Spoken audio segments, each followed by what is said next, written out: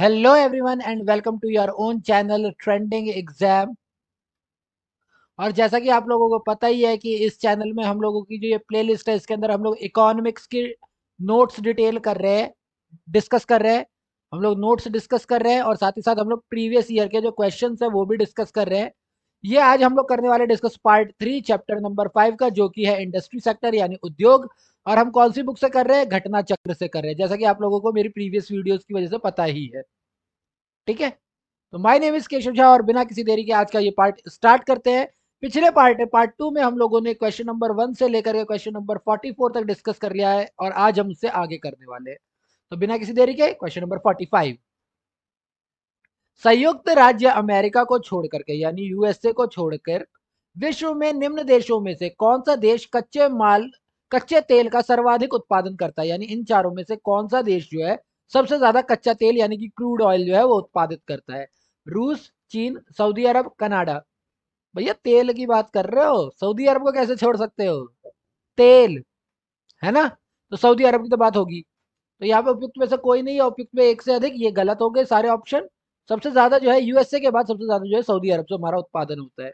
ये बीपीएससी 2018 का क्वेश्चन था, लेकिन 2019 में जो इंडियन मिनरल ईयर्स बुक आई है, प्रश्नकाल 2018 में तो यही ऑप्शन करेक्ट था ही, लेकिन इंडियन मिनरल ईयर बुक 2019 के अनुसार भी 2018 में कच्चे तेल यानी क्रूड ऑयल के उत्पादन में संयुक्त राज्य अमेरिका के बाद सऊदी अरब सर्वाधिक कच्चे तेल यानी कि क्रूड ऑयल का उत्पादक देश रहा है। क्लियर हो गई बात? चलिए नेक्स्ट क्वेश्चन पे चलते हैं। नेक्स्ट क्वेश्चन है 46। वो कहता है चिकवी कमाटा, जिसे हम लोग चिली के नाम से भी जानते हैं, वो इनमें से किस खनिज के लिए विश्व प्रसिद्ध है? तांबा, लोहा, चांदी या फिर मैग्नीज? ये भी 2018 का क्वेश्चन है, यूडीए और एलडीए में आया हुआ है। तो तांबा जो है उसके लिए चिली जो है सबसे ज्यादा फेमस है। ठीक है, विश्व में सबसे ज्यादा फेमस वो तांबे के लिए है। चिकवी कमाटा चिली तांबे के लिए विश्व प्रसिद्ध है। ठीक है, यहां पर जो क्वेश्चन है इसमें बोला हुआ है कि इनमें से कौन सा सुमेलित नहीं है, यानी कि कौन सा पेयर जो है वो गलत है। ठीक है, तो पहला वाला सही है, दूसरा तीसरा सही है, चौथा सही है। ये वाला जो है ये गलत है, क्योंकि बच्चों को लगेगा कि न्यू इंग्लैंड जो है, न्यू इंग्लैंड का नाम दे दिया तो ऑफकोर्स ये क्या हो जाएगा, यूनाइटेड किंगडम, क्योंकि इंग्लैंड तो यूनाइटेड किंगडम में, ये यूके में ही है। पर यहीं पर ये गलत हो जाएगा, एक्चुअली न्यू इंग्लैंड जो है वो यूएसए में है। ठीक है, दक्षिणी न्यू इंग्लैंड ये यूएसए की एक जगह है। ठीक है, ये 2018 का क्वेश्चन है, जरा पढ़ लेते हैं। रूर क्षेत्र जो है, ये जो रूर क्षेत्र है, ये जर्मनी का एक औद्योगिक क्षेत्र यानी इंडस्ट्रियल सेक्टर है। पो घाटी इटली में है और पो नदी जो है वो इटली की एक महत्वपूर्ण नदी है। कांटो जो है, कांटो क्योंकि अंक की मात्रा भी है ना इसलिए कांटो मैदान जापान के सबसे बड़े द्वीप होन्शु पर है, जबकि दक्षिणी न्यू इंग्लैंड जो है वो यूएसए का एक पार्ट है, यूनाइटेड किंगडम का नहीं है। इसलिए ये वाला गलत था, बी हमारा करेक्ट आंसर हो जाएगा। कि बी वाला गलत है तो बी हमारा करेक्ट आंसर हो जाएगा। नेक्स्ट क्वेश्चन है, देखो ये तो सीधा सीधा आईएएस के प्री में ही पूछा गया क्वेश्चन है 1993 का। 48। यद्यपि कुछ गैस आधारित उद्योग स्थापित किए जा चुके हैं, यानी कि कई सारे ऐसी इंडस्ट्री है जो कि गैस पर आधारित है, फिर भी भारत में प्राकृतिक गैस के प्रभुत भंडार अप्रयुक्त पड़े हैं। यानी कि जितने भी भंडार है उनका अभी भी पूरा यूज नहीं हो पा रहा है। प्राकृतिक गैस के इन विशाल संसाधनों का उपयोग किसके उत्पादन में किया जा सकता है? यानी ये जो हमारे बहुत सारे भंडार जो है प्राकृतिक गैस के वो एवं ही पड़े हुए, बिना यूज के पड़े हुए, तो इनका यूज हम कहाँ कर सकते हैं? तो ये हम यूज कर सकते हैं उर्वरक के सेक्टर में, यानी कि फर्टिलाइजर्स बनाने में। ठीक है, फर्टिलाइजर्स बनाने के लिए हम इनका यूज कर सकते हैं, क्योंकि जब हम फर्टिलाइजर बनाते हैं ना तो उसमें जो हमारी नेचुरल गैस है यानी प्राकृतिक गैस है, वो एक काफी इंपॉर्टेंट पार्ट अदा करती है, वो एक काफी बड़ा इनपुट है उसके अंदर, जैसा कि इसके अंदर भी दिया हुआ है। प्राकृतिक गैस उर्वरक उत्पादन में एक महत्वपूर्ण आदान यानी कि इनपुट है। अतः भारत में संभावित विशाल प्राकृतिक गैस संसाधन का उपयोग उर्वरक उत्पादन के लिए सर्वाधिक प्रयुक्त है। नेक्स्ट हमारा क्वेश्चन है कि 49। नेपा नगर जिस उद्योग के लिए जाना जाता है वह है, नेपा नगर जो है वो किस चीज के लिए फेमस है? ये मध्य प्रदेश में जगह है, ये किस चीज के लिए फेमस है? सीमेंट, उर्वरक, हथकरघा या अखबारी कागज?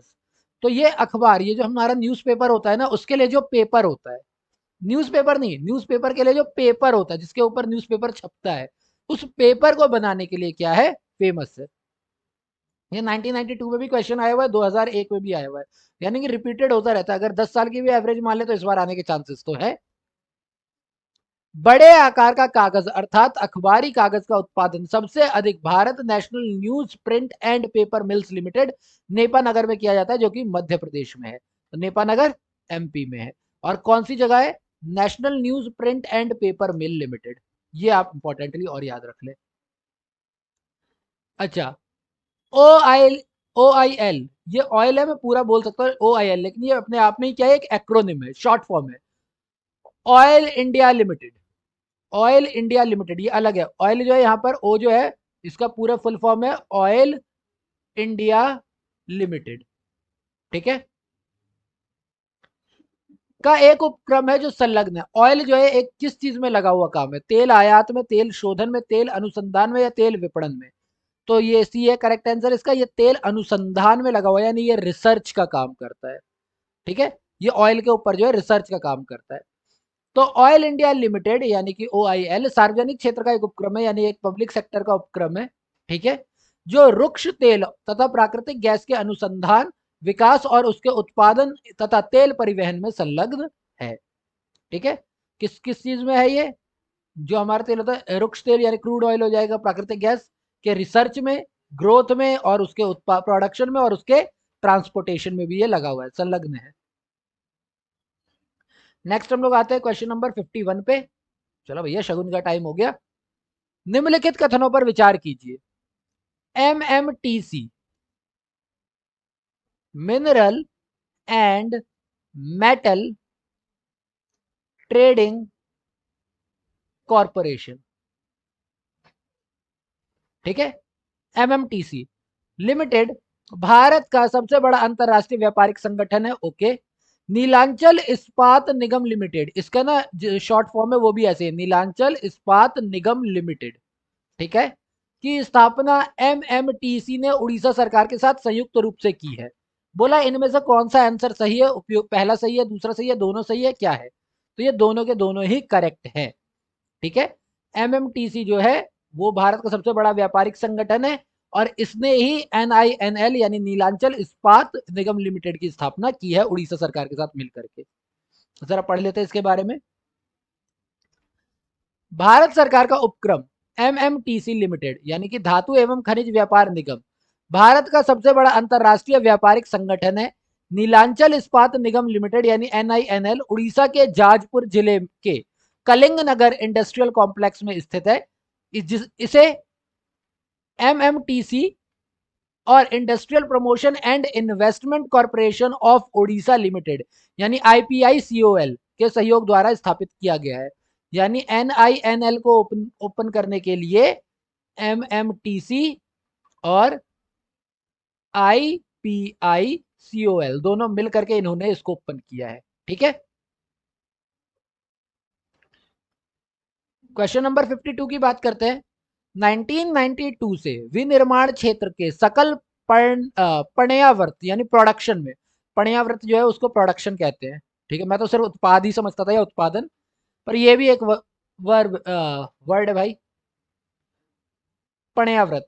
ठीक है, में भारत के लघु उद्योग क्षेत्र का अंशदान किस कोटि में आता है, यानी कौन सी परसेंटेज में आता है? ये 1997 का क्वेश्चन है, इसीलिए इसके लिए प्रेजेंट डेटा जो है वो थोड़ा अलग होगा। जिस टाइम पे ये क्वेश्चन पूछा गया उस टाइम के हिसाब से 40% था। ठीक है, प्रश्नकाल 1997 के दौरान विनिर्माण क्षेत्र अर्थात औद्योगिक क्षेत्र के कुल उत्पादन में लघु उद्योग क्षेत्र का अंशदान लगभग 40% था। सूक्ष्म लघु एवं मध्यम उद्यम मंत्रालय भारत सरकार की वार्षिक रिपोर्ट 2020-21 के अनुसार वर्ष 2014-15 से वर्ष 2018-19 की अवधि में वर्तमान मूल्यों पर देश के कुल विनिर्माण GVO उत्पादन का सकल मूल्य के विनिर्माण MSME का योगदान जो है 33% पर हो गया है। MSME, ठीक है, ये क्या है? Micro small medium enterprises. ठीक है, एंटरप्राइजेस जो पहले कितनी थी 40% थी, अब ये 33% पर रुकी हुई है। क्वेश्चन नंबर 53, भारत में सार्वजनिक क्षेत्रों के कार्यों के संदर्भ में निम्नलिखित में से कौन सा कथन सही है? यानी कि सार्वजनिक क्षेत्र जो भी कार्य करते हैं उनमें से कुछ काम दिए गए हैं, बोला इनमें से कौन सा सही है। पहला दे रखा है सार्वजनिक उपयोगिता संसाधन प्रदान करता है, यानी कि अगर सार्वजनिक की उपयोगिता की बात करते हैं, यूटिलिटी की बात करते हैं, तो उससे संसाधन मिलते हैं, रिसोर्सेस मिलते हैं। सामाजिक और आर्थिक ऊपरी पूंजी का निर्माण, ये बेसिकली आर्थिक बोला हुआ, आर्थिक भी हो सकता था, ऊपरी पूंजी का निर्माण। तीसरा, संतुलित क्षेत्रीय और क्षेत्रीय विकास सुनिश्चित करना, समतावादी लक्ष्यों को आगे बढ़ाना। तो देखो, समतावादी यानी इक्वालिटी की बात तो ये करता ही करता है, सार्वजनिक क्षेत्र इक्वालिटी की बात तो ये करेगा ही करेगा, कोई दिक्कत नहीं है। संतुलन यानी कि ये ऑफकोर्स स्टेबिलिटी लाने की, बैलेंस लाने की भी बात करता है। अगर कोई भी आप सार्वजनिक क्षेत्र लो, कोई सा भी क्षेत्र लो, वो पूंजी निर्माण के ऊपर जरूर बात करेगा कि आप ज्यादा से ज्यादा पूंजी निर्माण कर सको, क्योंकि पूंजी निर्माण ही अर्थव्यवस्था को अच्छा बनाने में हेल्प करती है। और एक संसाधन उपयोगिता जो है, ये भी इसका काम है, यानी कि चारों के चारों ही इसके अंदर सही है, चारों पॉइंट करेक्ट है। सार्वजनिक क्षेत्र ये चारों काम करता है, ठीक है। भारत में सार्वजनिक क्षेत्र के कार्यों और उद्देश्यों में सार्वजनिक उपयोगिता संसाधन प्रदान करना, सामाजिक और आर्थिक, मैंने बोला था ना आर्थिक होगा वो, ऊपरी पूंजी का निर्माण करना, संतुलित क्षेत्रीय और क्षेत्रीय विकास सुनिश्चित करना तथा आय और संपत्ति के पुनर्वितरण को बढ़ावा देने के माध्यम से समतावादी लक्ष्यों को आगे बढ़ाना भी शामिल है। यानी ये इक्वालिटी की बात करता है, ये रीजनल ग्रोथ की बात करता है, रीजनल डेवलपमेंट की बात करता है, ये ऑफ कोर्स कैपिटल फॉर्मेशन यानी पूंजी निर्माण की बात करता है, कैपिटल फॉर्मेशन की बात करता है, और ये साथ ही साथ सार्वजनिक उपयोगिता की भी बात करता है। क्वेश्चन नंबर 54 पे आते हैं। निम्नलिखित कथनों को ध्यान से पढ़िए, पढ़ लेते हैं। भारत के सार्वजनिक क्षेत्र में आधारभूत एवं भारी उद्योग है। ओके, भारत के सार्वजनिक क्षेत्र में आधारभूत यानी कि बेसिक जो हमारे होते हैं वो उद्योग, और भारी उद्योग है। ओके, सार्वजनिक क्षेत्र के सभी उद्योग लाभदायक हैं। ठीक, सार्वजनिक क्षेत्र के उद्योगों में नौकरियों की सुरक्षा है। इनमें से कौन सा करेक्ट है? तो इनमें से ये जो है ना, सभी उद्योग लाभदायक है, ये चीज गलत है, क्योंकि कई सारे ऐसे पब्लिक इंडस्ट्री है, कई सारी पब्लिक कंपनीज हैं जो लगातार कई सालों से घाटे में चल रही है। एचएमटी इसका एक बहुत बड़ा एग्जाम्पल थी कि कंपनी बहुत टाइम से, कम से कम 20-22 साल से लगातार घाटे में ही चलती जा रही थी। और रेलवे तो आप देख ही रहे हो, सार्वजनिक क्षेत्र है, वो भी घाटे में चलता ही रहता है। तो सभी उद्योग लाभदायक है, ये गलत हो जाएगा। बाकी ये सही है कि इसमें आधारभूत है और भारी उद्योग है, और ये सरकारी नौकरियों की सुरक्षा तो होती है। तो ऑफकोर्स पहला और दूसरा सही है, बी ऑप्शन करेक्ट है। ये पीसीएस प्री 2018 का क्वेश्चन है।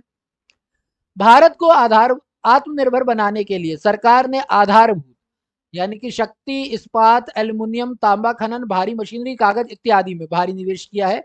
यद्यपि सार्वजनिक क्षेत्र के उद्योगों में नौकरियों की सुरक्षा है, परंतु सार्वजनिक क्षेत्रों के सभी उद्योग लाभ की स्थिति में नहीं है। इस प्रकार जो है बी गलत होगा, बी जो होगा वही करेक्ट आंसर होगा, क्योंकि सेकंड जो है वो ऑप्शन गलत है, बाकी दोनों क्या है, करेक्ट है। क्वेश्चन नंबर 55 की बात करते हैं। निम्न में से कौन एक भारत की सरकारी क्षेत्र में सबसे बड़ी व्यापारिक संस्था, यानी इनमें से कौन सा जो है सरकारी क्षेत्र में सबसे बड़ी क्या है, कॉमर्शियल ऑर्गेनाइजेशन है?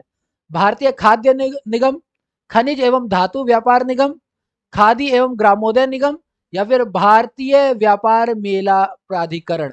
तो हमने जस्ट ऊपर के क्वेश्चन में पूछा था कि भारत में ये जो है ये बहुत ही बड़ा है, सबसे बड़ा है एमएमटीसी, और इसके साथ ही मिलकर के एनआईएनएल जो है उसकी भी स्थापना की गई थी, है ना। तो इसलिए एमएमटीसी जो है यही करेक्ट आंसर होगा, बी हमारा करेक्ट आंसर होगा। भारत के सरकारी क्षेत्र की सबसे बड़ी व्यापारिक संस्था खनिज एवं धातु व्यापार निगम, यानी कि मालूम है हिंदी में खनिज आगे देखो वहां पर कहीं धातु आगे दे रखा है, कहीं पे खनिज, तो इसका भी वही है, mineral and metal trading corporation, ये सबसे बड़ी संस्था है। यह भारत के दो सबसे बड़े विदेशी मुद्रा कमाने वाले संस्थाओं में से एक है। यह भारत में खनिजों का विशालतम निर्यातक और भारत का विशालतम बुलियन व्यापारी है। बुलियन वही होता है ना जो मार्केट को बढ़ाता है, अगर ये गिरा तो मार्केट के गिरने के चांस बहुत ज्यादा हो जाते हैं। बुलियन वही होता है, बुलियन और बियरिश होता है ना, बुलियन मार्केट होता है और बियर मार्केट होता है। मार्केट जब गिर रहा होता है, शेयर मार्केट गिर रहे होते हैं, तो उसको हम लोग बियर मार्केट कहते हैं, और जब बढ़ रहा होता है तो उसको बुल मार्केट कहते हैं। ठीक है, इसका भी रीजन है, ये अब शेयर मार्केट वाले में जब आऊंगा तब बता दूंगा। 56, ये आप लोगों ने पढ़ा तो होगा ही वैसे। क्वेश्चन नंबर 56, निम्नलिखित में से कौन एक अन्य जैसा नहीं है, यानी इन चारों में से कौन जो है वो क्या है, सेम नहीं है? सेल, भेल, ओएनजीसी और ईजर ऑयल। तो ईजर ऑयल जो है वो अलग है, क्योंकि बाकी ये तीनों तो मैंने नवरत्न में पढ़े थे, भारत के जो नवरत्न थे उनके अंदर आते हैं। ठीक है, तो पढ़ लेते जरा। एसर ऑयल जो है रुइया समूह के अधीन एक निजी क्षेत्र का उपक्रम है, ये एक प्राइवेट सेक्टर का है, ठीक है। बाकी सारे जो है वो पब्लिक सेक्टर के हैं। क्लियर। सेकंड हमें बोला गया है कि निम्नलिखित में से कौन निजी क्षेत्र में है। अब हो सकता है कि जिस टाइम पे ये क्वेश्चन आया हो उस टाइम से अभी तक तो चीजें चेंज हुई हैं। तो पहले बोला गया है बागाई बागाई गांव refinery, Mangalore refinery, Haldia refinery या फिर एसआर ऑयल लिमिटेड। इन चारों में से कौन सा जो है वो निजी क्षेत्र का है। तो इसके करेक्ट आंसर में हम लोग जरा एक बार पढ़ लेते हैं कि इसका करेक्ट आंसर क्या होगा, क्योंकि प्रश्न काल के हिसाब से चीजें जो है वो अलग हो सकती हैं। जरा पढ़ते हैं। उपयुक्त जो चारों विकल्प दिए हुए हैं उनमें से एसआर ऑयल ही जो निजी क्षेत्र में है, जबकि तीनों जो है बाकी सार्वजनिक क्षेत्र के उपक्रम है। Haldia refinery Indian oil corporation के अधीन है, जबकि मंगलोर रिफाइनरी तथा बाईगांव रिफाइनरी जो है वो ओएनजीसी और आईओसी के अंदर काम करती है। इस समय देश में कुल 23 तेल शोधन शालाएं यानी रिफाइनरी हैं, जिनमें 18 सार्वजनिक या संयुक्त क्षेत्र, 3 निजी क्षेत्र और 2 संयुक्त उद्यम की हैं। तो इस हिसाब से अगर हम बात करते हैं कि जिस टाइम पे ये क्वेश्चन आया होगा हम उस हिसाब से बोले तो इसार ऑयल लिमिटेड जो है वो हमारा करेक्ट आंसर है। लेकिन किसी में भी एक सिंगल आंसर नहीं दे रखा है, इसीलिए इनमें से कोई सा भी हमारा आंसर नहीं हो सकता, क्योंकि केवल यही प्राइवेट है, बाकी ये तीनों के तीनों क्या है, पब्लिक है, और इसीलिए यहाँ कोई भी आंसर करेक्ट नहीं है। अब जरा हम पढ़ लेते हैं कि ये 18 जो इन्होंने बोले हैं कि पब्लिक है वो कौन कौन से हैं, सार्वजनिक क्षेत्र वाले कौन कौन से हैं। तो पहला गुवाहाटी में, सबका नाम सेम ही है फिलहाल 8 तक, भारतीय तेल निगम यानी आईओसी। पहला गुवाहाटी नूनमती असम, सेकंड बरौनी बिहार, तीसरा कोयली बड़ौदरा गुजरात, चौथा हल्दिया पश्चिम बंगाल, देन मथुरा उत्तर प्रदेश, डिगबोई असम, पानीपत हरियाणा और बोगाई गांव असम। ठीक। इसके बाद हमारा जो 9th है वो है चेन्नई पेट्रोलियम कॉर्पोरेशन लिमिटेड यानी सीपीसीएल। ये आईओसी के साथ एक क्या है, सब्सिडरी है, सहायक है। ये मनाली में है, चेन्नई में। क्वेश्चन नंबर 10 वो सॉरी 10वीं जो है वो हमारी है Chennai petroleum corporation limited CPCL, लेकिन ये जो है तमिलनाडु में, ये वाली कहा थी मनाली चेन्नई में, ये क्या है, नागपट्टिनम तमिलनाडु। 11वीं जो है वो है हमारी हिंदुस्तान पेट्रोलियम कॉर्पोरेशन लिमिटेड, जो कि आंध्र प्रदेश विशाखापट्टनम में है।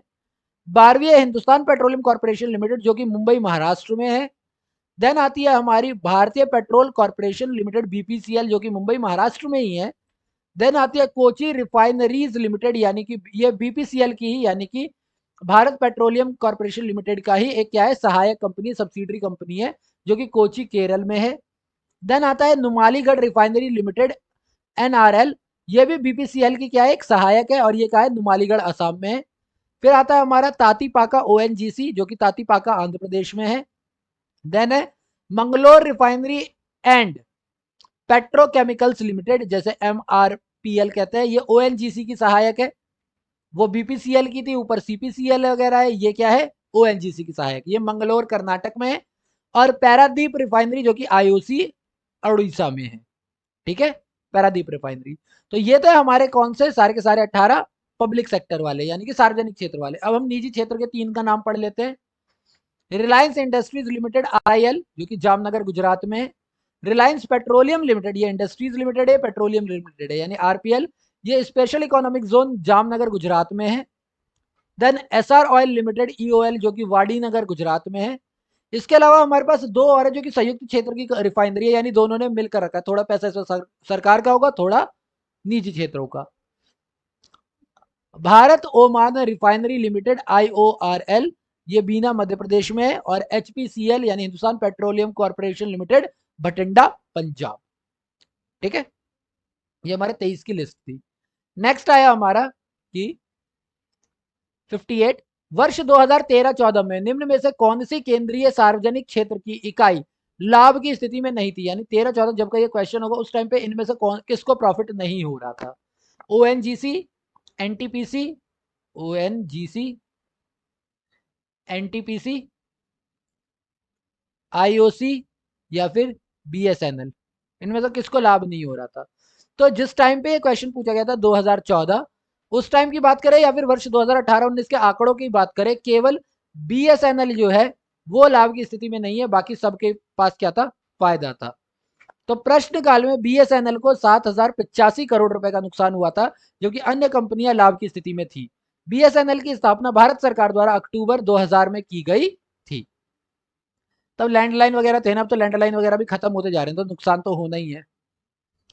क्वेश्चन नंबर 59, देश में वर्ष 2014-15 में किस केंद्रीय सार्वजनिक उपक्रम को हानि हुई थी? 14-15 में कौन नुकसान की स्थिति में था? ये भी छत्तीसगढ़ पीसीएस का क्वेश्चन है। तो तेल एवं प्राकृतिक गैस निगम, ओके, राष्ट्रीय खनिज विकास निगम, भारत संचार निगम लिमिटेड, इसका तो बीएसएनएल ही है ना, भारत संचार निगम लिमिटेड, कोल इंडिया लिमिटेड, लेकिन इसका अलग है, ये सीआईएल नहीं है, पर हो सकता है, इनमें से कोई नहीं। तेल एवं प्राकृतिक गैस निगम, यानी कि ये तो हो जाएगा oil and natural gas, ONGC limited. Then राष्ट्रीय खनिज है तो national mineral development limited corporation, NMDC. पर इसके लिए मैं श्योर नहीं, बाकी के लिए तो श्योर हूँ, इसके लिए श्योर नहीं हूँ मैं, शायद मैं गलत बोल रहा हूँ। नेशनल खनिज विकास लिमिटेड जो है, इसका मैं नाम श्योर नहीं हूँ, पर शायद एनएमडीसी ही है ये। एक बार आप लोग पढ़ लेना, चेक कर लेना, इसका मुझे श्योर नहीं है, ठीक है। तो 2017 का क्वेश्चन है, अगर उस हिसाब की बात करें या फिर अभी भी जो हमारे पास आंकड़े हैं उसके हिसाब से भी ये जो भारत संचार निगम लिमिटेड है बीएसएनएल, वो घाटे में था, ठीक है। वर्ष 2018-19 में सर्वाधिक हानि जिस देश को, मतलब जिस उपक्रम को हुई है, जिन कंपनियों को हुई है सार्वजनिक क्षेत्र की, उसे बीएसएनएल यानी कि भारतीय संचार निगम लिमिटेड, एयर इंडिया लिमिटेड यानी एआई, और महानगर यानी एमटीएनएल यानी महानगर टेलीफोन निगम लिमिटेड। देखो संचार वालों का तो सीधी सी बात है, इसलिए नुकसान हो रहा है क्योंकि हम सब मोबाइल पे आ गए, प्राइवेट कंपनियों वाला यूज कर रहे हैं, गवर्नमेंट वाला तो यूज कर ही नहीं रहे, इसीलिए इनका क्या है, नुकसान का तो बनता ही बनता है। क्वेश्चन नंबर 16, निम्नलिखित में से कौन सी रिफाइनरी निजी क्षेत्र की है? डिगबोई तेल रिफाइनरी, बरौनी तेल रिफाइनरी, नूनमती तेल रिफाइनरी या मथुरा तेल रिफाइनरी? ये 2004 का क्वेश्चन है। देखो ये सिर्फ कंफ्यूज करने के लिए क्वेश्चन दे रखा है, क्योंकि ऊपर जो हमने 23 की पढ़ी है उनमें से जो निजी क्षेत्र वाले 3 थे, उसे रिलायंस के 2 हो गए और एक इसर था, तो यानी इसर और रिलायंस के 2 थे, तो इन चारों में से तो कोई सा भी नहीं था, तो इसीलिए कोई सा भी आंसर करेक्ट नहीं हो सकता। ये सारे सार्वजनिक क्षेत्र के, निजी क्षेत्र का इनमें से कोई सा भी नहीं है। Then question number 61, gas authority Bharat limited ने पाइपलाइनें बिछाने हेतु 8,000 करोड़ का प्रावधान दिया है, जो होंगी, यानी ये 8,000 करोड़ रुपए जो मांगे हैं वो कौन सी पाइपलाइन के लिए मांगे हैं? विजयवाड़ा से मथुरा तक, विजयवाड़ा से विजयपुर तक, कोची से हजीरा तक, या फिर हजीरा से जगदीशपुर तक? ये 2008 का क्वेश्चन है, यूपी पीसीएस का क्वेश्चन है, तो ऑफकोर्स यूपी के ही किसी जगह का होगा, तो कोचीन वगैरह तो वैसे ही उड़ा देता हूं मैं, है ना। तो इसमें है विजयवाड़ा से विजयपुर तक। Gas authority of India limited ने पाइपलाइन बिछाने हेतु 8,000 करोड़ का प्रावधान दिया, जो विजयवाड़ा से विजयपुर तक बिछाई जाएंगी। विजयवाड़ा में यह प्रस्ताव पाइपलाइन गेल की हजीरा विजयपुर जगदीशपुर एचवीजे पाइपलाइन से जुड़ जाएंगी, यानी कि पहले ये क्या करेंगी, हजीरा से विजयवाड़ा तक, विजयपुर तक जो जा रही है उसमें ये जोड़ देंगे, और विजयपुर से विजयवाड़ा तक हमें बनानी है ये पाइप, ठीक है। देन अगले पे आते हैं, क्वेश्चन नंबर 62, निम्न में से कौन अब भारत में तेल की कीमतों का निर्धारण करता है? यानी इन चारों में से कौन है जो भारत में तेल का एक वो देता है? 2015 में है, क्योंकि इस टाइम पे चीजें चेंज की गई थी, तो वहां पर हमने बात की है वित्त मंत्रालय, संबंधित राज्य सरकार, पेट्रोलियम मंत्रालय या तेल कंपनियां। तो अब हमने ये प्राइवेटाइज कर दिया, तो तेल कंपनियां जो वो खुद तय करती हैं। तो भारत में पेट्रोल डीजल जैसे तेल सरकारी नियंत्रण मुक्त पदार्थ यानी कि डीरेगुलेटेड कमोडिटीज है, जिनकी कीमतें तेल कंपनियां जो है खुद निर्धारित करती हैं, ठीक है। इसमें सरकार अपना कुछ हाथ वाथ नहीं लगाती।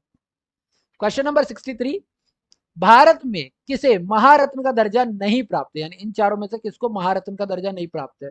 फरवरी 2013 के परर्थ, यानी उसके बाद, 2013 के बाद। तो अगर आप लोगों को याद हो तो हमने नवरत्न, महारत्न, इनके बारे में पढ़ा था, ये जरा दे रखा है, हम फिर से पढ़ लेंगे। Steel authority of India limited, Bharat heavy electronics limited, oil and natural gas corporation limited, या फिर ऑयल इंडिया लिमिटेड, इनमें से किसको नहीं है? तो ऑयल इंडिया लिमिटेड जो है वो महारत्न नहीं है, ठीक है। जरा इसके बारे में पढ़ लेते हैं। अक्टूबर 2014 की स्थिति के अनुसार ऑयल इंडिया लिमिटेड नवरत्न कंपनी है, ना कि महारत्न कंपनी, ठीक है। मार्चांत यानी मार्च के अंत में 2021 तक में 10 कंपनियों को महारत्न का और 14 कंपनियों को नवरत्न का दर्जा दिया गया है। तो महारत्न में कौन कौन सी आती है हमारी? भेल, गेल, सीआईएल कोल इंडिया लिमिटेड, देन उसके बाद आईओसी है इंडियन ऑयल कॉर्पोरेशन, एनटीपीसी तो है ही, SAIL, ONGCL oil and natural gas corporation limited, ठीक है। उसके बाद BPCL Bharatiya petroleum corporation limited, Hindustan petroleum corporation limited and power grid corporation of India limited, PGCIL. ये जो 10 है हमारी क्या है? महारत्न कंपनी है। नवरत्न भी आप लोग, पूरी लिस्ट तो मैंने वैसे बता रखी है नोट्स वाले वीडियो में, बट फिर भी आप एक और बार देख लेना। क्वेश्चन नंबर 64, भारत में अक्टूबर 2019 में महारत्न कंपनियों की संख्या कितनी है? तो अभी हमने पढ़ा है महारत्न की कितनी है? 10 है। अभी तो ऊपर पढ़ा, ये देखो दिख भी रहा है। छत्तीसगढ़ पीसीएस का एग्जाम है 2019 का, तो सीधी सी बात है 10 कंपनियां हैं अभी, 2014 से लेकर के अभी तक जो है 10 है। चलिए क्वेश्चन नंबर 65, क्वेश्चन नंबर 65 में बोला हुआ है निम्न में से कौन सा नवरत्न में शामिल है? Coal India limited, Bharat heavy electronics limited, Bharat electronics limited या फिर gas authority of India limited. तो ये वाली जो कंपनी है ये नवरत्न में शामिल है, बाकी ये जो तीनों कंपनियां हैं ये महारत्न कंपनी है, ठीक है। ये जो है ये सिर्फ नवरत्न में शामिल है। क्वेश्चन नंबर 66 पर आते हैं, निम्न में से किस भारतीय सार्वजनिक क्षेत्र के उपक्रम को 4 नवरत्न कंपनियों को दिया गया है, महारत्न का दर्जा नहीं प्राप्त हुआ है? यानी आपको यहां पर 4 कंपनियां दी गई हैं, ठीक है। इनमें से क्या बोला, उपरोक्त को 4 नवरत्न कंपनियों को दिया गया, इनमें से किसको महारत्न जो है नहीं मिला है? सेल, बीईएल, ओएनजीसी और एनटीपीसी। तो सेल को तो हमने देखा महारत्न में है, ओएनजीसी भी महारत्न में है, एनटीपीसी तो है ही सेकंड नंबर पे ही थी ये तो ये हमारी हो गई। बीईएल ये जो है ये नवरत्न है, लेकिन ये महारत्न कभी भी नहीं बन पाई है, जो कि जस्ट हमने ऊपर पढ़ा है, बीईएल यानी कि भारत इलेक्ट्रॉनिक्स लिमिटेड। एचएएल की बात करते हैं, हॉल, ये किसके उत्पादन से संबंधित है, यानी ये किस चीज का उत्पादन करती है? एचएएल की बात करूं, टेलीकम्युनिकेशन की, वायुयानों की, अंतरिक्ष मिसाइलों की या युद्ध मिसाइलों की? तो ये वायुयान को करती है, क्योंकि इसका है ही क्या? हिंदुस्तान एरोनॉटिक्स, एरोनॉटिक्स, ठीक है, लिमिटेड, जो कि यहां पे दे रखा है। एचएएल हिंदुस्तान एरोनॉटिक्स लिमिटेड वायुयान के उपकरणों से उत्पादन करती है। क्वेश्चन नंबर 68, वित्तीय वर्ष 2010-11 में भारत सरकार ने महारत्न नामक योजना की घोषणा की, जिसके अंतर्गत कुछ प्रमुख नवरत्न कंपनियों को अधिक स्वायत्तता और एवं विस्तार करने हेतु शक्तियां प्रदान की गई। निम्नलिखित में से किस कंपनी को महारत्न का दर्जा नहीं दिया गया? ऊपर हमने 10 की लिस्ट पढ़ी है, ठीक है। तो इसमें ये तो सेल तो आती है, एनटीपीसी भी आती है, ऑयल इंडिया को, ऑयल इंडिया इसको नहीं दिया गया है। बाकी इंडियन ऑयल कॉर्पोरेशन जो है आईओएल, ये तो आती ही आती है, ये तो है। इंडियन ऑयल कॉर्पोरेशन आईओसी ये तो है ही है, हमने ऊपर ही जो लिस्ट पढ़ी थी, ठीक है। तो 2010-11 की बात बोली हुई है। तो उद्योग मंत्रालय द्वारा 16 नवंबर 2010 को सार्वजनिक क्षेत्र की 4 नवरत्न कंपनियों को महारत्न का दर्जा दिया गया। ये 4 कंपनियां कौन कौन सी थी? भारतीय तेल निगम आईओसी, राष्ट्रीय ताप विद्युत निगम एनटीपीसी, तेल एवं प्राकृतिक गैस निगम ओएनजीसी और steel authority of India limited SAIL. इसके बाद में coal India limited CIL, Bharat heavy electronics limited यानी भेल, GAIL GAIL, BPCL, HPCL, PGCIL को भी महारत्न का दर्जा दिया गया। तो अब हमारे पास 10 महारत्न है, 2016 नवंबर 2010 को हमारे पास 4 थे, अब 6 और जोड़ दिए गए, ठीक है। चलिए क्वेश्चन नंबर हम लोग पढ़ते हैं 69 पे। नवरत्न का विचार संबंधित है, यानी नवरत्न जो है इसका मतलब क्या है? तकनीकी जनशक्ति के चयनित वर्ग से, यानी ऐसी जो टेक्नोलॉजी में बहुत आगे हो, चयनित निर्यातों की इकाइयां, यानी जो निर्यात सबसे ज्यादा करती हो, जो खाद्य प्रसंस्करण यानी फूड प्रोसेसिंग में बहुत ज्यादा हो, या फिर सार्वजनिक क्षेत्र की चयनित कंपनियां। तो ये जो नवरत्न हम चुनते हैं या महारत्न चुनते हैं, ये सार्वजनिक क्षेत्र के लिए ही चुनते हैं। तो ये 2018 का क्वेश्चन है, तो ये सार्वजनिक क्षेत्र की स्पेशल कैटेगरी होती है। नवरत्न सार्वजनिक उपक्रमों का एक विशिष्ट वर्ग है, जिसमें सरकार ग्लोबल कंपनी होने के संभाव्य क्षमता देखती है, यानी ये कंपनियां जो है ग्लोबल बन सकती हैं। क्वेश्चन नंबर 70 पे आते हैं। नवरत्न में सम्मिलित सार्वजनिक क्षेत्र के का उपक्रम है, यानी नवरत्न में इनमें से कौन सा जो कंपनी है वो सार्वजनिक क्षेत्र की है? सेल, गेल, एमटीएनएल, इनमें से कौन सी जो है वो सम्मिलित है किसके अंदर? सार्वजनिक क्षेत्र की नवरत्न में सम्मिलित है, या उपरोक्त सभी। तो सेल, गेल वगैरह जो है ये किसके अंदर है हमारी सम्मिलित? हमने जस्ट अभी नीचे पढ़ा था, ये महारत्न में सम्मिलित है। एमटीएनएल जो है वो नवरत्न के अंदर सम्मिलित है। ठीक है, जैसा कि यहाँ लिखा भी हुआ है, तो सी हमारा करेक्ट आंसर हो जाएगा। क्यों? क्योंकि महानगर टेलीफोन निगम लिमिटेड यानी एमटीएनएल नवरत्न में शामिल है, जबकि सेल यानी कि steel authority of India limited और गेल यानी कि gas authority of India limited, ये दोनों की दोनों क्या है? महारत्न है। 2010 के बाद इन्हें क्या मिल गया है? महारत्न का दर्जा मिल गया, और 2014 के बाद तो और ज्यादा है ना। क्वेश्चन नंबर 71, निम्नलिखित में से किस सार्वजनिक क्षेत्र के प्रतिष्ठान को नवरत्न का दर्जा नहीं दिया गया है? देखो यहां पर इतने क्वेश्चन आए हैं नवरत्न महारत्न नवरत्न महारत्न, कि अगर आपने एक बार पूरी की पूरी लिस्ट याद कर ली तो बाय गॉड ये क्वेश्चन तो आप आराम से कर सकते हो। Indian aluminium company limited, power grid corporation of India, rural electronics corporation, steel authority of India limited. तो steel authority of India limited जो है इसको नवरत्न का दर्जा पहले मिला हुआ था। ठीक है, इसको मिला हुआ था ऑलरेडी। ठीक, रूरल आर इलेक्ट्रिफिकेशन कॉर्पोरेशन ना, REC. Okay, power grid corporation of India limited, PGCIL ये भी है। Indian aluminium corporation limited company limited, IACL है या कुछ होगा इसका। ठीक है, ये चारों, इन चारों को बोला हुआ है, इनमें से कौन सा बोला हुआ है नवरत्न का दर्जा नहीं दिया गया है? तो इंडियन एल्युमिनियम कंपनी लिमिटेड जो है इसको नवरत्न का दर्जा नहीं दिया गया है। इंडियन एल्युमिनियम कंपनी लिमिटेड को नवरत्न का दर्जा नहीं दिया गया है, जबकि बाकी तीनों कंपनी नवरत्न हैं। वर्तमान में steel corporation of India limited एवं पावर ग्रिड कॉर्पोरेशन यानी इसको और इसको महारत्न में शामिल कर दिया गया है। ये नवरत्न से हटके कहा चली गई? महारत्न में शामिल हो गई। जबकि रूरल इलेक्ट्रिफिकेशन कॉर्पोरेशन जो आरईसी अभी भी नवरत्न के अंदर शामिल है, तो केवल एल्युमिनियम वाली जो है उसको शामिल नहीं किया गया है। अगेन क्वेश्चन, भारत सरकार ने निम्नलिखित, क्वेश्चन नंबर 72, भारत सरकार ने निम्नलिखित एल्युमिनियम कंपनियों में से किसको नवरत्न स्टेटस प्रदान किया है? नैल्को, बैल्को, हिडेल्को या फिर मैल्को, इनमें से किसको नवरत्न स्टेटस मिल गया है? तो नैल्को जो थी उसको नवरत्न का स्टेटस मिला था, ये 2013 का क्वेश्चन है। नैल्को को मिला था, कब मिला था जरा इसके बारे में पढ़ लेते हैं। ठीक है, एशिया का सबसे बड़ा एल्युमिनियम संकुल नेशनल एल्युमिनियम कंपनी लिमिटेड यानी NALCO वर्ष 2021 में भारत सरकार के एक सार्वजनिक उद्यम के रूप में संस्थापित किया गया।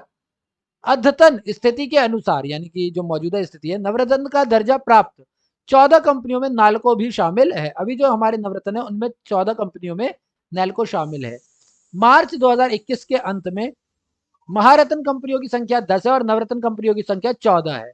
मिनी रत्न की कैटेगरी 1 में 62 कंपनियां और कैटेगरी 2 में 12 कंपनियां आती हैं। तो ये पूरी लिस्ट आपको पता होनी चाहिए अगर आप एग्जाम देने जा रहे हैं, तो पढ़ने जा रहे हैं तो पता कर लो। क्वेश्चन नंबर 73, केंद्र सरकार द्वारा केंद्र सरकार के भारी उद्योग एवं सार्वजनिक उद्यम मंत्रालय द्वारा लघु रत्न श्रेणी 1 उद्योग को अधिकतम कितनी धनराशि तक वित्तीय स्वायत्ता दी गई है? 250 करोड़, 350 करोड़, 400 करोड़ या फिर 500 करोड़? तो श्रेणी 1 के लिए 500 करोड़ तक का दिया गया है। ये 2011 का क्वेश्चन है। किसी पीएसयू पब्लिक सेक्टर अंडरटेकिंग्स को मिनी रत्न का दर्जा बनाए रखने के लिए पिछले लगातार 3 वर्षों तक का मुनाफा अर्जित करते रहने की आवश्यकता होती है। मिनी रत्न का दर्जा पीएसयू को बिना सरकार की मंजूरी लिए 500 करोड़ रुपए तक के निवेश की स्वायत्ता देता है कि 500 करोड़ रुपए तक का क्या कर सकते हो? इन्वेस्टमेंट कर सकते हो।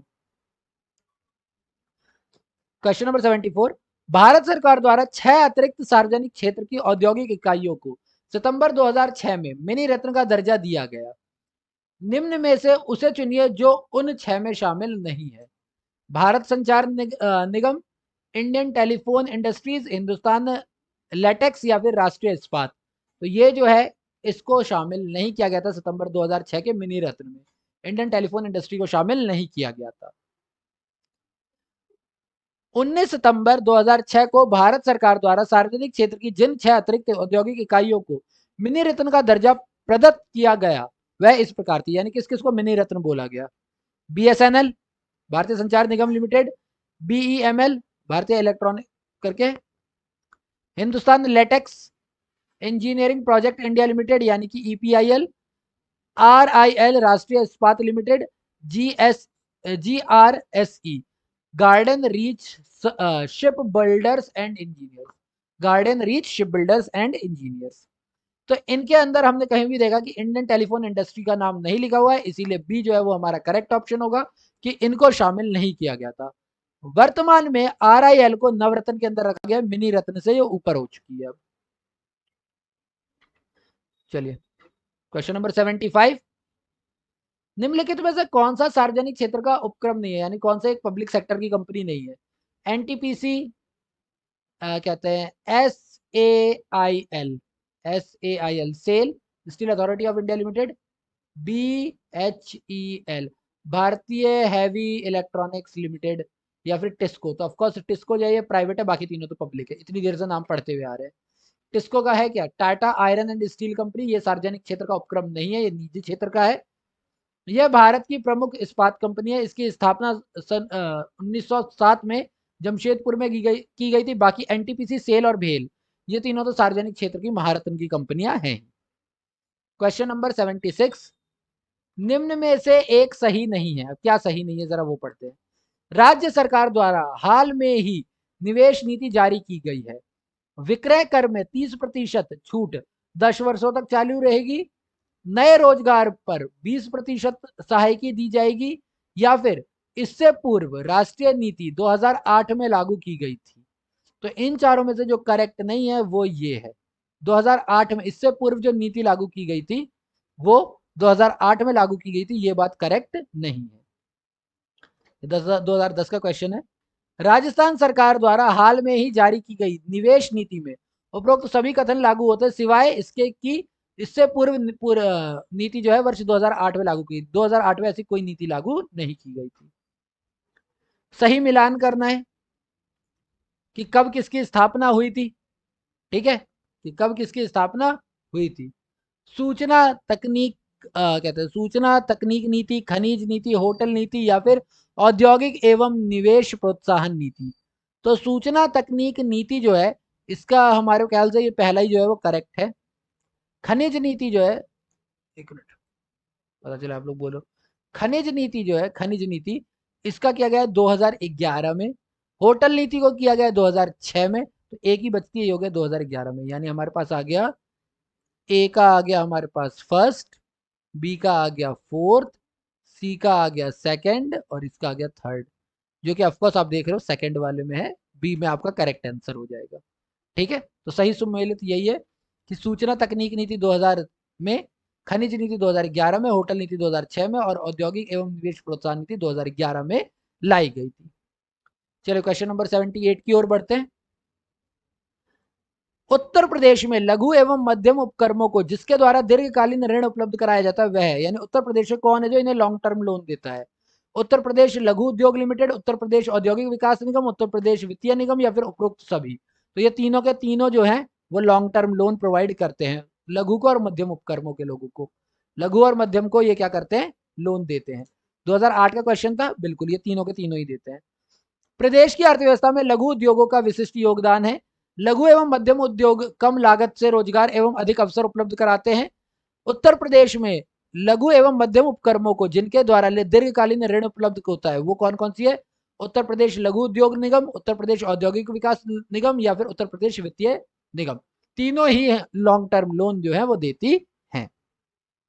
क्वेश्चन नंबर 79, औद्योगिक विकास की दृष्टि से उत्तर प्रदेश का कौन सा क्षेत्र सर्वाधिक विकसित हुआ है, यानी अगर इंडस्ट्री के हिसाब से देखें तो कौन सा एरिया सबसे ज्यादा हुआ है। तो पश्चिमी एरिया जो है वो सबसे ज्यादा जो है विकास किया है उसने, यूपी में पश्चिमी यूपी जो है वो सबसे ज्यादा विकास कर रही है।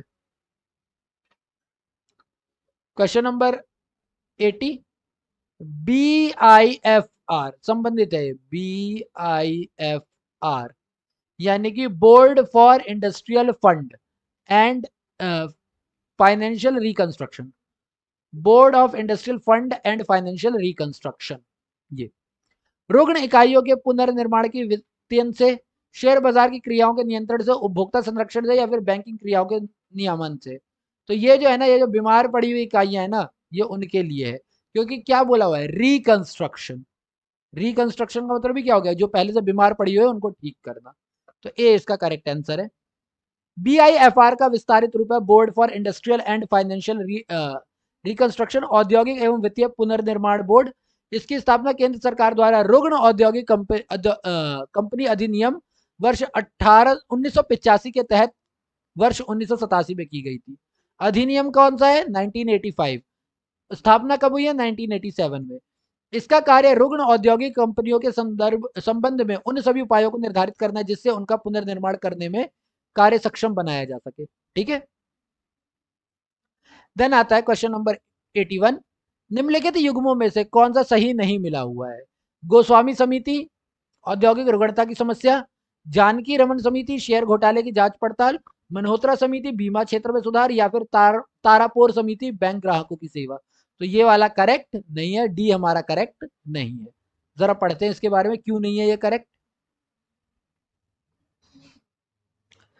तारापोर सीमित समिति पूंजीगत खाते में रुपए की परिवर्तनीयता पर सलाह हेतु गठित की गई है। तो लेकिन यहां पर हमें क्या बोला हुआ था कि पूंजी के खाते के ऊपर बात करती है, लेकिन हमें ऑप्शन में क्या दिया गया था, बैंक के ग्राहक सेवा पे। तो ग्राहक सेवा से इसका कोई लेना देना नहीं है। चलिए क्वेश्चन नंबर 82।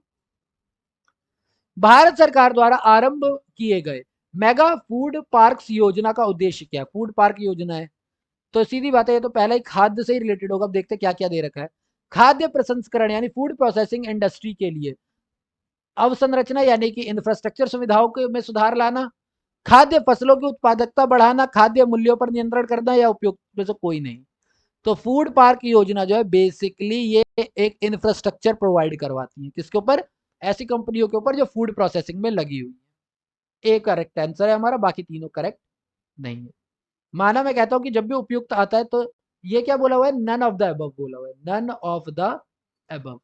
तो जब भी नन ऑफ द अबव आए ना तो थोड़ा पढ़ लेना, ऑल ऑफ द अबव आए तब तो मोस्टली वही आंसर होता है, बट फिर भी।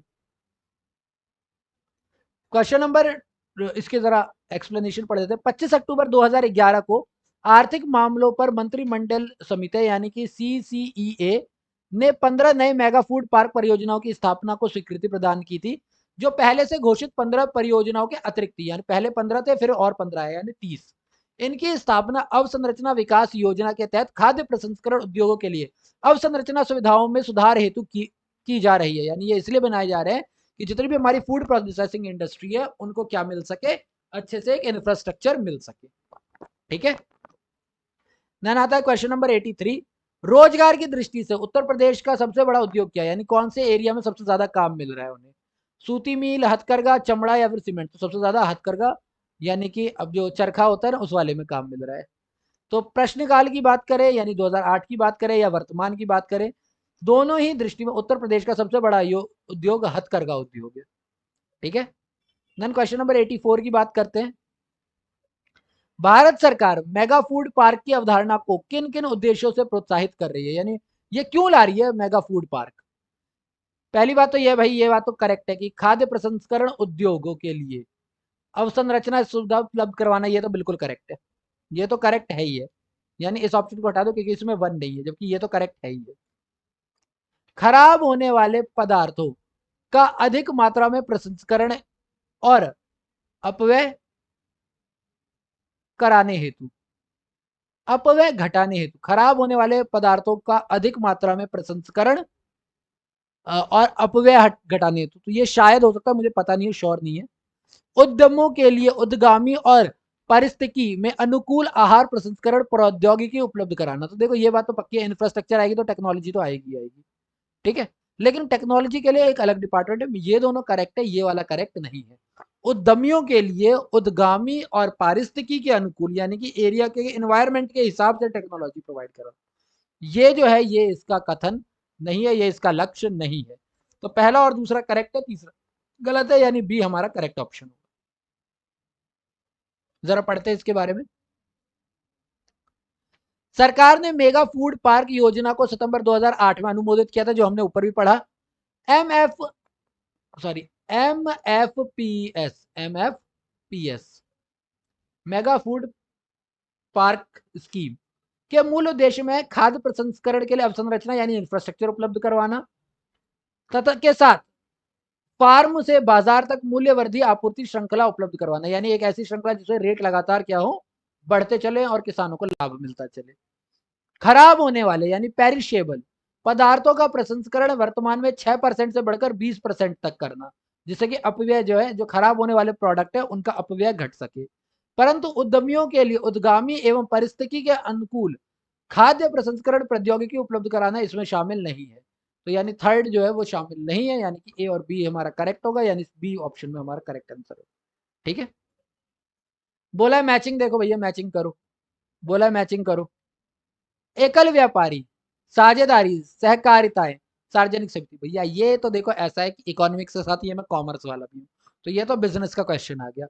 संगठन के प्रकार, अगर कोई इंसान अकेला है तो असीमित दायित्व ले सकता है।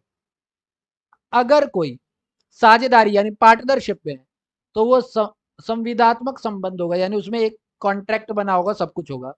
सहकारिताएं है, कॉर्पोरेट है, तो ये कमजोर वर्गों के लिए बनाई जाती है, सेल्फ हेल्प ग्रुप जो होती है। और सार्वजनिक सीमित जो होता है, सार्वजनिक सीमित, ये जोखिम उठाने वालों की बड़ी संख्या होती है। सार्वजनिक समिति जो होती है बेसिकली जो बड़ी कंपनियां होती है, सीमित नहीं होनी चाहिए, समितियां होनी चाहिए। ठीक है,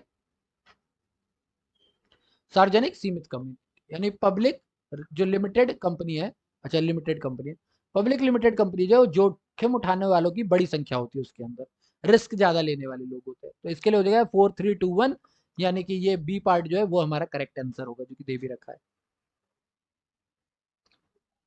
एकल व्यापारी यानी कि एकल प्रोप्राइटरशिप, जिसे हम लोग सोल प्रोप्राइटरशिप भी कहते हैं। फर्म में प्रोप्राइटर का दायित्व असीमित होता है, अर्थात यह फर्म की पूंजी निवेश के अतिरिक्त होता है। साझेदारी संविदात्मक संबंध होते हैं, अर्थात साझेदारी समझौते के द्वारा की जाती है, यानी एक कॉन्ट्रैक्ट होगा, एक अग्रीमेंट होगा, उसके साथ होगा, जो लिखित या मौखिक हो सकता है। जो भी सेल्फ हेल्प ग्रुप होते हैं यानी सहकारिताएं होती है, उनका प्राथमिक लक्ष्य सदस्यों को सेवा देना होता है, ना कि लाभ कमाना।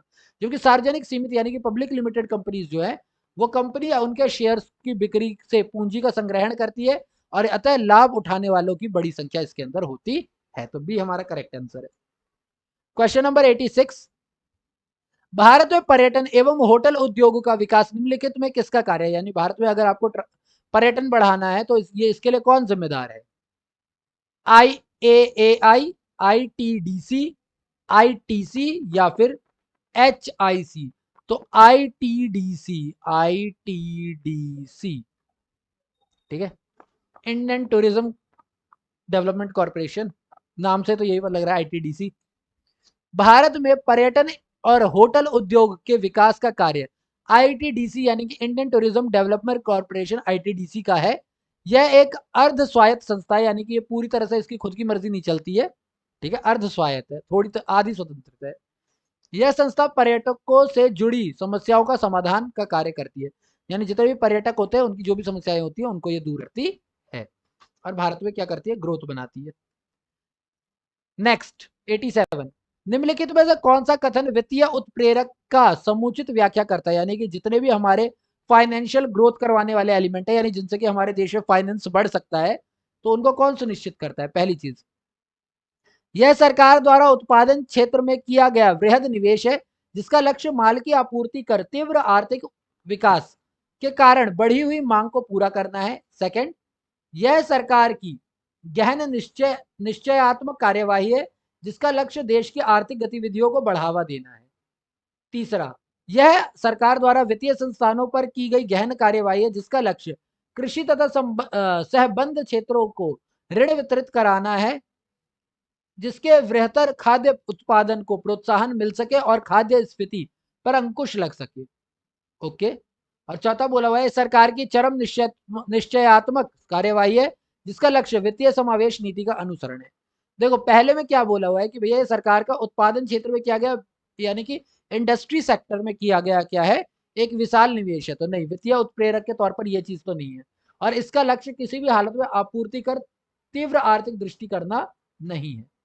जो भी हमारे वित्तीय होते हैं यानी फाइनेंशियल स्टिमुलस होते हैं, इनका मेन काम देश की आर्थिक गतिविधियों को बढ़ाना होता है। तो बी हमारा करेक्ट आंसर होगा, बाकी कोई सा भी हमारा करेक्ट आंसर नहीं होगा।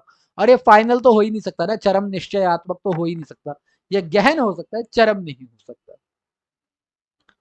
ठीक है, तो सरकार द्वारा वित्तीय उत्प्रेरक यानी फाइनेंशियल स्टिमुलस अर्थव्यवस्था को मंदी से उबारने अथवा आर्थिक संकट में पड़ने के पड़ने से बचाने के लिए प्रदान किया जाता है। फिर से बोल देता हूं, मेरे को थोड़ी हड़बड़ी हो गई। सरकार द्वारा वित्तीय उत्प्रेरक यानी फाइनेंशियल स्टिमुलस अर्थव्यवस्था को मंदी से उबारने अथवा आर्थिक संकट में पड़ने से बचाने के लिए प्रदान किया जाता है। यानी कि हम जो फाइनेंशियल हेल्प करते हैं वो किस लिए करते हैं, या तो आर्थिक संकट, या तो मंदी से बचाएं, या तो फिर आर्थिक संकट से बचाएं। इसके तहत देश में आर्थिक गतिविधियों को बढ़ावा देने के लिए अर्थव्यवस्था के विभिन्न महत्वपूर्ण क्षेत्रों को राजकोषीय प्रोत्साहन दिए जाते हैं, यानी सरकार की तरफ से हेल्प की जाती है, इसीलिए बी आंसर हमारा करेक्ट होगा। बेसिकली इसका काम सिर्फ आर्थिक गतिविधियों को बढ़ावा देना है। एंड फाइनली अब हम लोग करेंगे इस चैप्टर का लास्ट क्वेश्चन। विनिर्माण क्षेत्र के विकास को प्रोत्साहित करने के लिए भारत सरकार ने कौन सी नीतिगत पहल की है? पहला, राष्ट्रीय निवेश तथा विनिर्माण क्षेत्रों की स्थापना, एकल खिड़की मंजूरी यानी सिंगल विंडो क्लियरेंस की सुविधा प्रदान करना, या लास्ट, प्रौद्योगिकी अधिग्रहण तथा विकास कोष की स्थापना करना। तो ये देख ही रहे हो आप, जो लास्ट वाला ऑप्शन है उसे 1 2 3 दे रखा है, यानी उपयुक्त सभी। मैंने पहले भी बोला हुआ है, जब भी ऑल ऑफ द अबव आए तो मोस्टली आंसर वही होता है, तो यही हमारा करेक्ट आंसर हो जाएगा। तीनों ही जो है वो नीतिगत पहल है। जरा इसके बारे में पढ़ लेते हैं, लास्ट क्वेश्चन है, इसकी भी एक्सप्लेनेशन पढ़ लेते हैं। विनिर्माण क्षेत्र के विकास को प्रोत्साहित करने के लिए भारत सरकार ने राष्ट्रीय निवेश और विनिर्माण क्षेत्रों की स्थापना करने के साथ साथ एकल खिड़की मंजूरी की सुविधा प्रदान की है, यानी पहला और दूसरा पॉइंट तो हो ही गया। विनिर्माण क्षेत्रों को विकसित बनाने के लिए प्रौद्योगिकी अधिग्रहण तथा विकास कोष की स्थापना भी सरकार द्वारा की गई है। तो ये हमारे हुए, इसके साथ हमारा डी ऑप्शन करेक्ट होगा। और इसी के साथ हमारा चैप्टर 5 कंप्लीट होता है। नेक्स्ट वीडियो में मैं लेकर के आऊंगा चैप्टर 6। अगर आपको वीडियो अच्छी लगी हो तो प्लीज वीडियो को लाइक करें, अगर आपको लगता है आपके फ्रेंड्स को भी वीडियो देखनी चाहिए तो प्लीज इसे शेयर करें। और अगर अब तक हमारा चैनल सब्सक्राइब नहीं किया है तो भैया ये चैनल आप लोगों को बहुत बेनिफिट देने वाला है आपकी जॉब की प्रिपरेशन के लिए, गवर्नमेंट जॉब की प्रिपरेशन के लिए, तो प्लीज चैनल को सब्सक्राइब करें। अगर आपको लगता है आपको मेरी वीडियो के खिलाफ, मतलब मेरी वीडियो से रिलेटेड आपको लगता है कि आपके पास कोई एडवाइस हो जिससे मैं अपनी वीडियोस को और ज्यादा बेटर कर सकता हूँ, कोई सजेशन हो, तो प्लीज कमेंट बॉक्स में मुझे बताएं। और अगर आपकी कोई कंप्लेन भी है तो प्लीज वो भी मुझे बताएं, ताकि उस कंप्लेन को सुधार करके मैं वीडियो को और ज्यादा बेहतर कर सकूं। तब तक के लिए मेरी नेक्स्ट वीडियो जब तक आती है, stay tuned, be safe and thank you for your time.